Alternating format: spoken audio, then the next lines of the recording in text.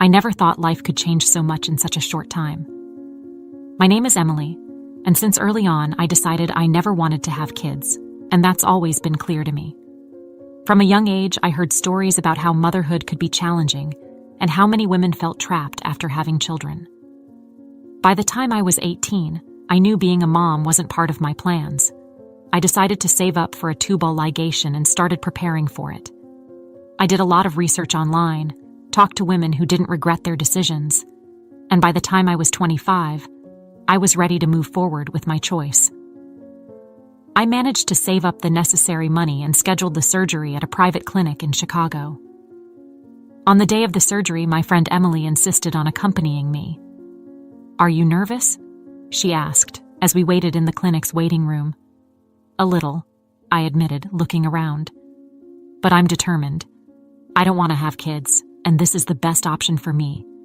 She held my hand, offering support. "I understand. It's your choice, and I'm here for you." The doctor called me in shortly after. I went into the consultation room where he explained the procedure again. It's a laparoscopic tubal ligation, done through the belly button. The recovery is relatively quick, but you might feel discomfort for a few days. I nodded, absorbing each detail. I was prepared to face the pain if it meant securing my future the way I wanted. The surgery was quick, but the recovery was more painful than I expected. Emily stayed with me for the first few days, helping me with daily tasks. One afternoon, while we were on the couch, she looked at me with concern. "How are you feeling now?" "Better," I replied, adjusting my pillow behind my back. "It still hurts a bit, but it's not unbearable." She smiled. "I'm glad you're recovering well, and I'm proud of you for following your heart." The days turned into weeks, and soon I was completely recovered. The feeling of freedom was immense. I felt like I had made the right decision, one that would allow me to live my life without regrets. A year after the surgery, I met John at a local bar called the Green Mill, a cozy and historic spot in Chicago.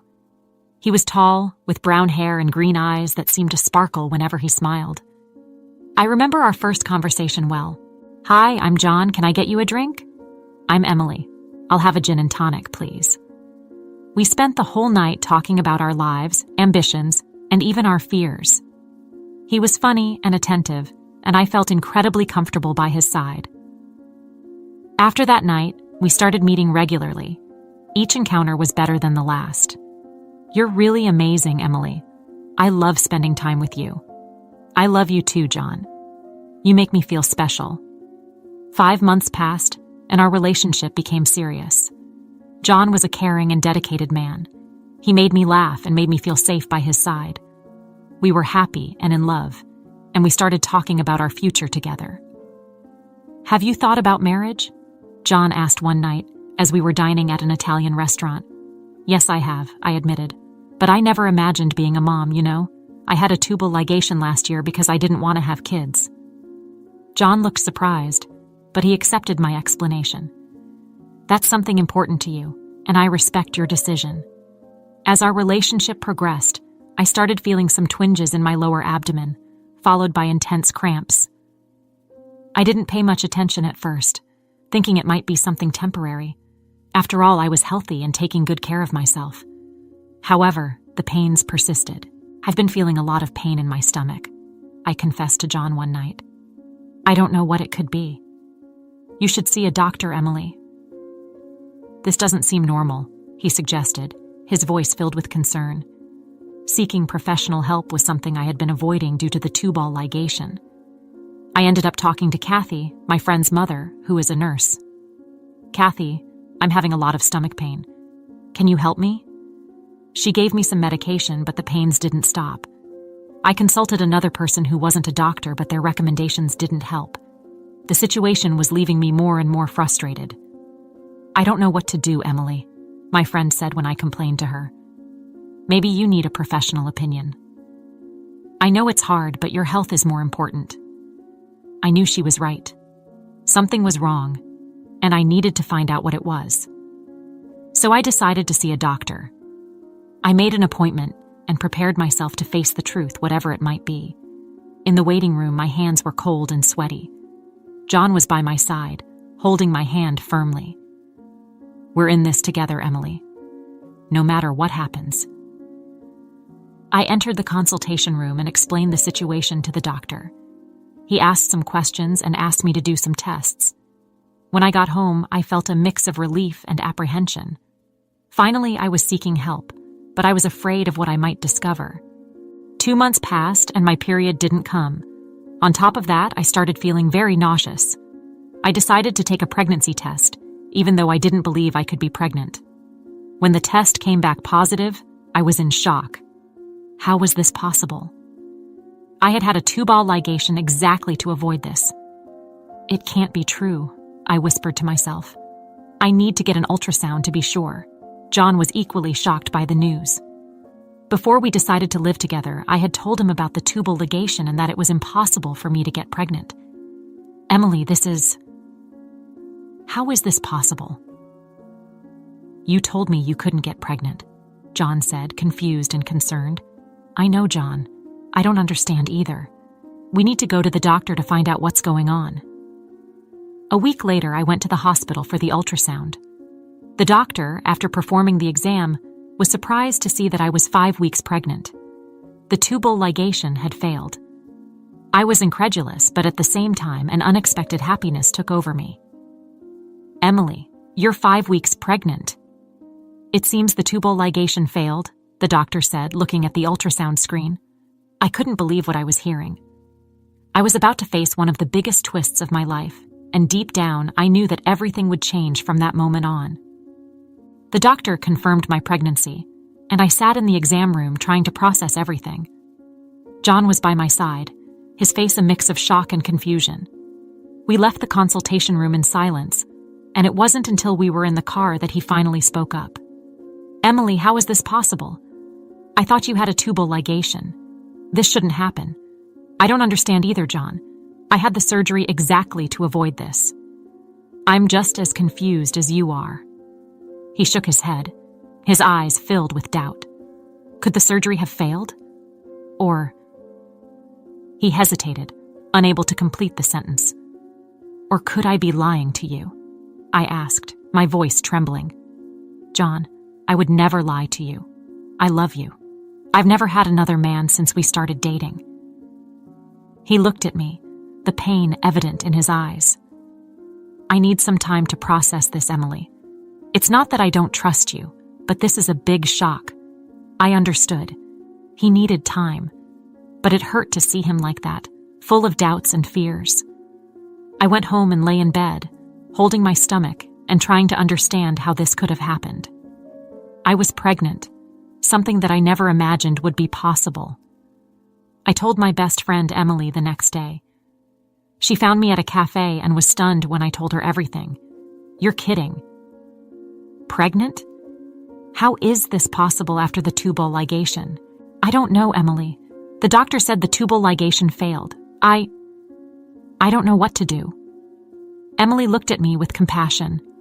"Well, first of all, congratulations. I know this is a big shock, but maybe it's a blessing in disguise. And what about John? How is he handling this? He's confused and doubtful. I don't blame him. I'm scared too." A few days passed, and John was still distant. I knew I had to do something to win back his trust and prove that I wasn't lying. I decided to ask the doctor who had confirmed my pregnancy for help. "Doctor, my fiancé is having trouble accepting this situation. He thinks maybe I'm lying or that I had an affair. Could you talk to him and explain what happened?" The doctor nodded. "Of course, Emily. Bring him here and I'll explain everything." I told John about the conversation with the doctor and asked him to come with me. He hesitated at first, but eventually agreed.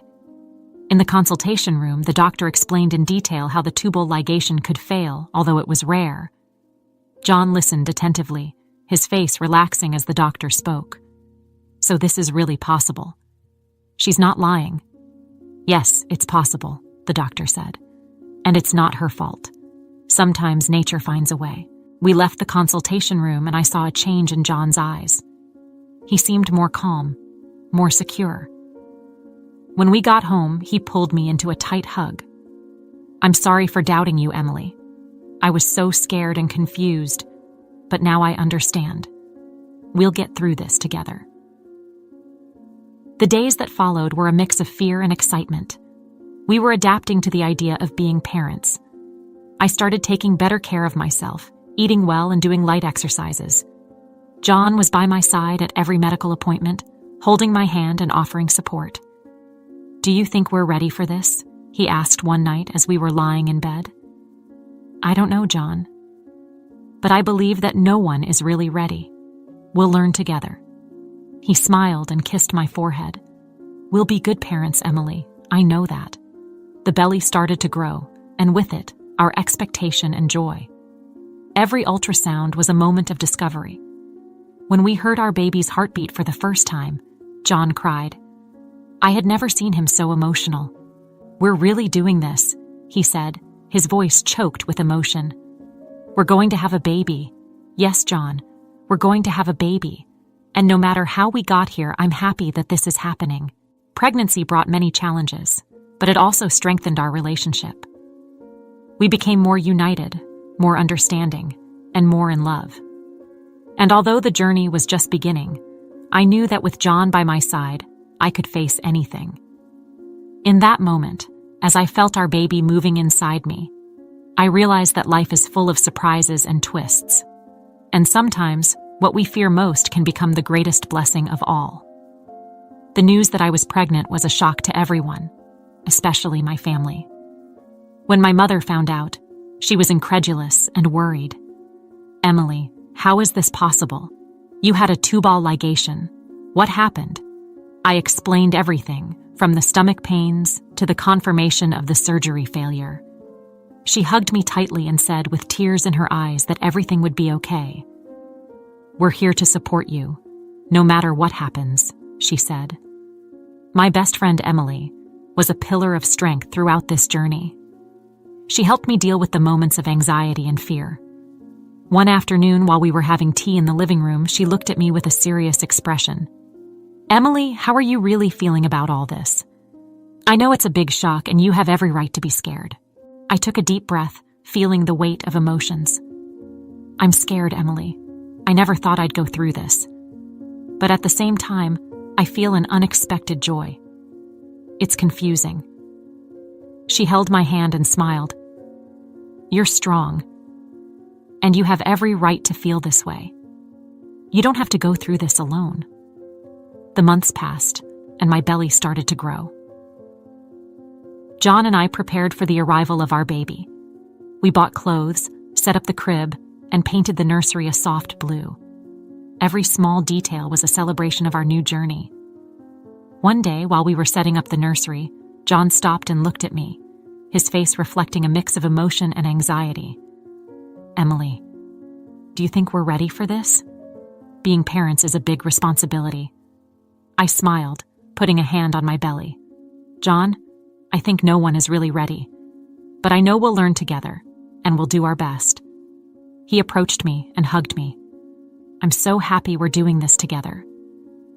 Medical appointments became a regular part of our routine. John always accompanied me, holding my hand during each ultrasound. The sound of our baby's heartbeat was music to our ears. "Can you believe this is really happening?" John asked one night, as we were lying in bed looking at the ceiling. "Sometimes it seems like a dream," I replied, "but I'm so happy it's real." As time passed, I started to feel the baby's kicks. Each movement was a reminder that a new life was growing inside me. It was both surreal and exciting. One morning, I woke up with a sharp pain in my stomach. I knew something was wrong. "John, we need to go to the hospital," I said, trying to stay calm. He quickly grabbed the car keys and helped me get in. On the way to the hospital, he held my hand and repeated that everything would be okay. At the hospital, the doctor reassured us. The pain was just a normal part of pregnancy, but they would do some tests to make sure everything was okay. "You're in good hands," the doctor said, smiling at us. "We'll take care of you and your baby." The tests showed that the baby was healthy and growing normally. I felt a wave of relief wash over me, and John sighed, relieved. "We're almost there, Emily. Soon, our baby will be here." The day of the delivery finally arrived. It was a cold winter morning, and I knew it was time. The contractions started early in the morning, and John was by my side, helping me breathe and stay calm. "You can do it, Emily. You're the strongest person I know." At the hospital, the nurses were incredible, guiding me through each stage of labor. John never let go of my hand, and his presence was a great comfort. Finally, after hours of effort, I heard our baby's cry. It was the most beautiful sound I had ever heard. Tears streamed down my face as I held our son in my arms for the first time. "Welcome to the world, Jack," I whispered, emotional. "You're our miracle." John kissed my forehead, his eyes filled with tears. "We did it, Emily. He's here and he's perfect." In that moment, all the pain and fear disappeared. We were at the beginning of a new journey, and although it was full of uncertainties, I knew that with John by my side and our baby in my arms, anything was possible. I looked at John, feeling a wave of love and gratitude. "Thank you for being with me every step of the way." He smiled and squeezed my hand. "Always, Emily. Always we'll be together." That day, our lives changed forever. And as I held Jack in my arms, I knew we were ready to face any challenge, together. The first days with Jack at home were a whirlwind of emotions. John and I were exhausted, but we couldn't take our eyes off our son. Every small movement, every sound he made, was a reason for fascination and joy. "Look at him smile while he's sleeping," I said one night, observing Jack in his crib. "He's perfect, Emily," John replied, his eyes shining with love. I never thought I could love someone this much. The days passed quickly. We learned to adapt to the new routine, even if it meant no sleep at night and days filled with diapers and feedings. We had our moments of frustration, but we always reminded ourselves of how lucky we were to have Jack. One afternoon, while feeding Jack, I felt a wave of emotion. I never wanted to be a mom, but now I couldn't imagine my life without him. John walked into the room and sat down beside me, smiling at us. "Are you okay, Emily?" he asked, noticing my thoughtful expression. "I'm great, John. I'm just thinking about how our lives have changed. I never imagined we'd be parents, but now I can't imagine our life without Jack." He held my hand. "I know exactly what you mean. This little one has brought us so much joy. He's a miracle. My mom and Emily were a huge help. My mom would visit us every day, bringing food and helping with household chores. Emily, my best friend, would come over frequently to lend a hand and bring some humor to our lives. "You're doing great, Emily," my mom said one day, as I was changing Jack's diaper. "I'm so proud of you." "Thanks, Mom. I'm trying my best." Emily laughed. "You're crushing it, girl." Who would have thought that woman who never wanted to be a mom would become a supermom? I smiled, feeling grateful for the support of everyone around me. I really had an incredible network of people who loved and were there for me.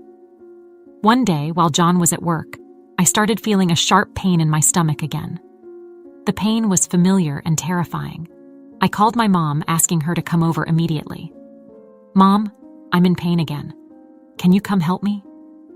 She arrived quickly and took me to the hospital. On the way, she held my hand, trying to calm me down. "It'll be okay, Emily. We'll figure out what's going on." At the hospital, the doctors did some tests and discovered that I had an infection resulting from the tubal ligation surgery. I was terrified, but at the same time, relieved to finally know what was causing the pain. "You'll need antibiotics and some rest," the doctor said. "We'll monitor you closely to ensure the infection clears up." John arrived at the hospital soon after, looking worried. "Emily, are you okay?" "What did the doctor say?" I explained everything to him, and I saw the relief in his eyes. He hugged me tightly, promising that everything would be okay. "We'll get through this together, Emily. I'm here for you." The following days were tough. Taking care of Jack while dealing with the infection was exhausting. My mom and Emily took turns helping me, and John did his best to balance work and family. "You need to rest, Emily," my mom said one day, holding Jack. "I'm here to help. Let me take care of the baby for a bit." I knew she was right. I needed to take care of myself to take care of Jack. I accepted her help and spent a few hours resting. While I was resting, I heard John talking to my mom in the next room. "I'm so worried about Emily," he said. "She's been through so much. I want to do everything I can to help her." "She's strong, John," my mom replied. "And she has you. That makes all the difference." Her words comforted me. I knew that with John's love and our family's support, I could overcome anything. Eventually, the infection started to clear up, and I began to feel better. With time, life started to return to normal. Jack continued to grow strong and healthy, and each day brought new joys and challenges. One night, after putting Jack to bed, John and I sat on the couch, exhausted, but happy. "We've been through a lot, haven't we?" he said, holding my hand. "Yes, but we're stronger because of it, and we have each other, and now we have Jack." He smiled and kissed me. "I love you, Emily, and I love our little family. I love you too, John, more than words can express." In that moment, I felt a deep gratitude for everything we had. Life had its twists and turns, but with love, support, and resilience, we knew we could face any challenge together. And so each day was a new discovery, a new chapter in our journey. Looking back, I see how life is unpredictable and beautiful in its surprises, and I'm eternally grateful for every twist that brought us to where we are today. Now, before I finish this story, I want to speak directly to you who has followed me this far. If you enjoyed our journey, if this story touched your heart in some way, I'd like to ask a special favor. Please subscribe to my channel and give this video a like. That way you won't miss any of the next exciting stories I'll be sharing. Your subscription and like are the fuel that motivates me to continue bringing stories like this to you. Thank you for being here, for listening, and for being part of this journey with me. I hope you'll join me in the next story, where we'll continue to explore the wonders and challenges of life. Until next time. And remember, every day is a new chance for a fresh start. With love, Emily.